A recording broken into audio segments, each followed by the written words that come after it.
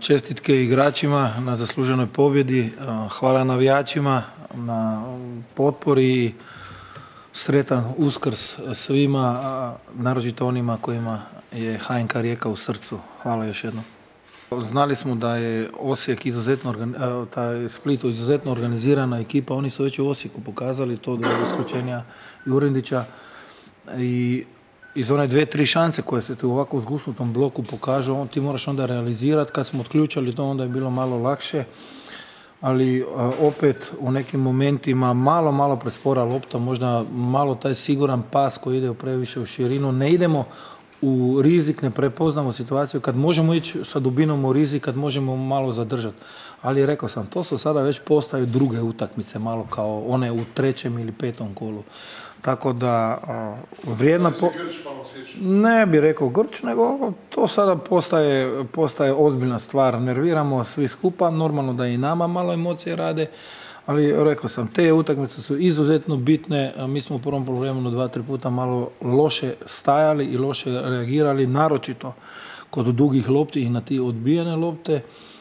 Ali vrijedna pobjeda i idemo dalje. Čeka nas jedna od možda ključnih utakmica, jedna od ono što ja kažem 4 poker utakmice sa 4 asa, derbi u Puli, izuzetno izazovna utakmica i pokazali su ti treneri koji su došli u Split, u Istru, da su osvježenije u našoj ligi jer rade pošteno. Koji ste dali, da, slažem se. Ja htio sam imati pritisak, htio sam imati taj centar šut Martića koji je dobar. Teško mu, sigurno je bilo teško igrati cijelu utakmicu poslije vremena gdje je bio i povređen, poslije tog Hajduka je to. Ali mislim da je cijela ekipa nekako onako u balansu bila, niko nije išao gore. Izuzetno cijenim da je Mario htio igrati, iako jučer nije trenirao, imao je veliki problema sa aduktorom, ali htio nekako pomoći.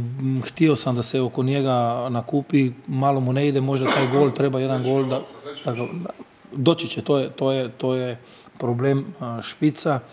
Tako da, dobro, evo, Maleš sada stoji zbog kartona u Puli, ali ništa, mi idemo dalje, mi imamo svoj put, mi želimo svaku utakmicu i sjajno atmosfera sada na kraju i u onim momentima gdje možda u prvom problemu malo nije bilo sve onako baš tekuće.